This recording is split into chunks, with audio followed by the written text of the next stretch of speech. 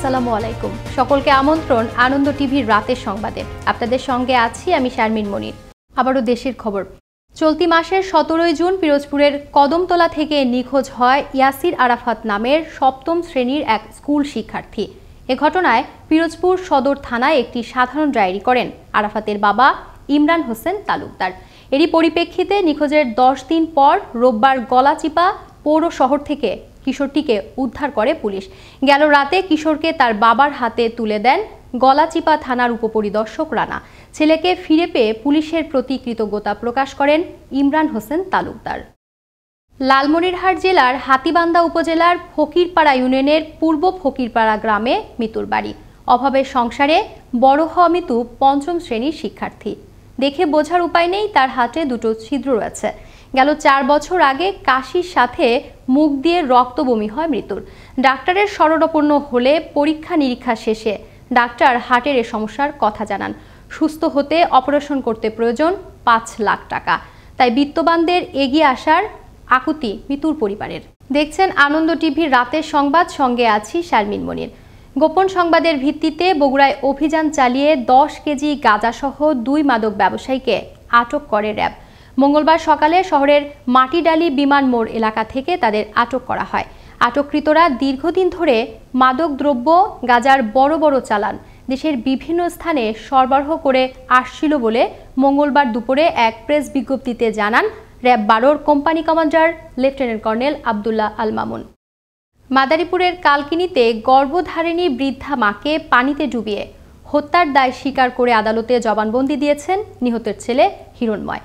জবানবন্দি শেষে রোববার সন্ধ্যায় আদালত অভিযুক্ত হিরণময়কে কারাগারে পাঠানোর নির্দেশ দেন। এর আগে গেল বুধবার নিখোঁজ হন 56 বছর বয়সী বৃদ্ধা কাননবালা। নিখোঁজের 3 দিন পর শনিবার বাড়ির পাশের বিল থেকে ওই বৃদ্ধার লাশ উদ্ধার করে পুলিশ।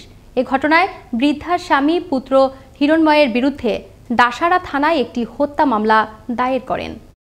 নারায়ণগঞ্জের ফতুল্লায় রাজা নামের এক অটোরিকশা চালককে গলা কেটে হত্যার পর অটোরিকশাটি নিয়ে পালিয়ে যায় ছিনতাইকারীরা।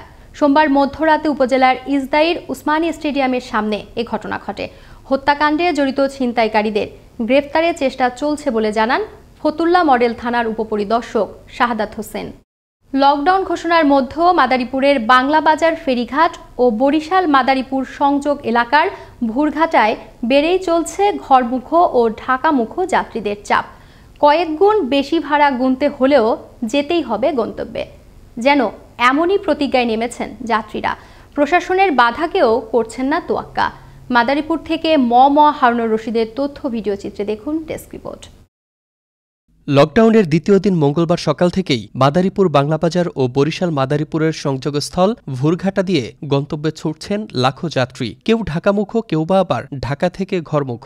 মানছেন না প্রশাসনের নির্দেশনা, গুনছেন কয়েক গুণ বেশি ভাড়া। নানান ভোগান্তি মাথায় নিয়েও যেন গন্তব্যে যেতে তাদের খুবই তাড়া। প্রশ্ন করলেই নানান কারণের বর্ণনা এ সকল যাত্রীদের।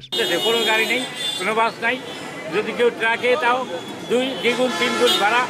20 টাকা ভাড়া, 200 টাকা, 250 টাকা, 300 টাকা চাইতেছে। আমি পটুয়াখালীর থেকে ঢাকা যাবো, আমি বাড়িতে টাকা নিয়ে এসেছি 1000, পটুয়াখালীর থেকে আমার এই পর্যন্ত আসতে খরচ হয়েছে 1200।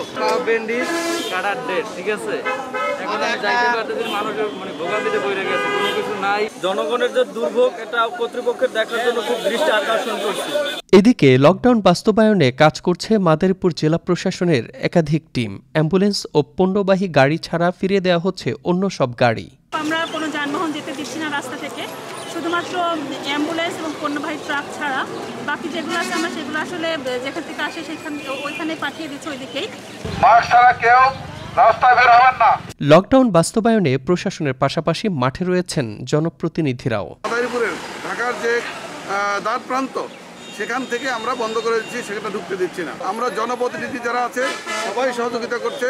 গতকালকে আমাদের ওদিকে আমাদের উপজেলা চেয়ারম্যান মহোদয় আছেন, তিনিও এখানে মাঠে নেমেছেন। আমরা সবাই মিলে মাঠে নেমেছি যাতে এই করোনা থেকে আমরা সবাই মুক্ত হতে পারি। সরকারের সময়োপযোগী পদক্ষেপে এখনো করোনার ভয়াল থাবা থেকে কিছুটা হলেও সুরক্ষিত বাংলাদেশ। নিজেকে ও নিজের পরিবারকে সুরক্ষিত রাখতে মেনে চলতে হবে সরকারি নির্দেশনা, মানতে হবে স্বাস্থ্যবিধি। মুস্তফা কামাল তোহা, আনন্দ টিভি, ন্যাশনাল ডেস্ক। গাজীপুরের শ্রীপুর থেকে ময়না নামের এক পোশাক শ্রমিকের লাশ উদ্ধার করল শ্রীপুর থানা পুলিশ। সোমবার দুপুরে উপজেলার বর্মি ইউনিয়নের একটি বাঁশঝাড়ের নিচে লাশটি দেখতে পেয়ে স্থানীয়রা পুলিশকে খবর দেয়। পরে পুলিশ এসে লাশ উদ্ধার করে হাসপাতালের মর্গে পাঠায়।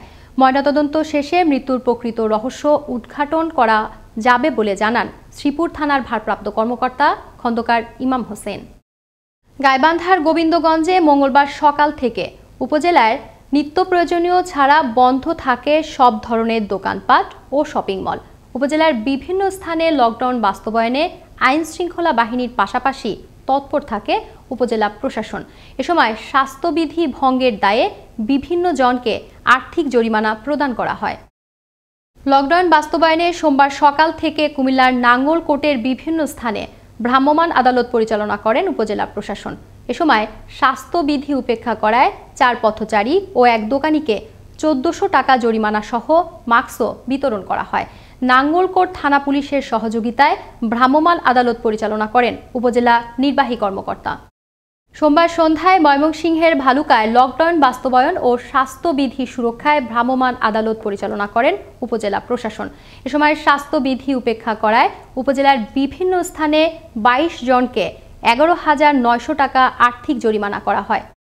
সিরাজগঞ্জের শহর রক্ষা বাঁধের পুরাতন জেলখানা ঘাটে মঙ্গলবার দুপুর থেকে শুরু হলো আকস্মিক ভাঙন। ইতিমধ্যেই বাঁধের 100 মিটার পার নদী গর্ভে বিলীন হয়ে যায়। স্থানীয় পানি উন্নয়ন বোর্ড জানায়, উজান থেকে নেমে আসা পাহাড়ি ঢল ও বৃষ্টির কারণে পানি বৃদ্ধির সাথে সাথে যমুনা নদীর তলদেশে দেখা দেয় তীব্র ঘূর্ণনাবর্তের, আর এতেই ধস নামে শহর রক্ষা বাঁধে। এদিকে এ খবর ছড়িয়ে পড়ায় স্থানীয়দের মাঝে বিরাজ করছে আতঙ্ক। এই ছিল এখনকার মতো। আনন্দ টিভির সর্বশেষ সংবাদ এবং বিনোদন সবার আগে দেখতে ভিজিট করুন www.facebook.com/anondotvbd এই পেজে। ধন্যবাদ সকলকে, শুভরাত্রি।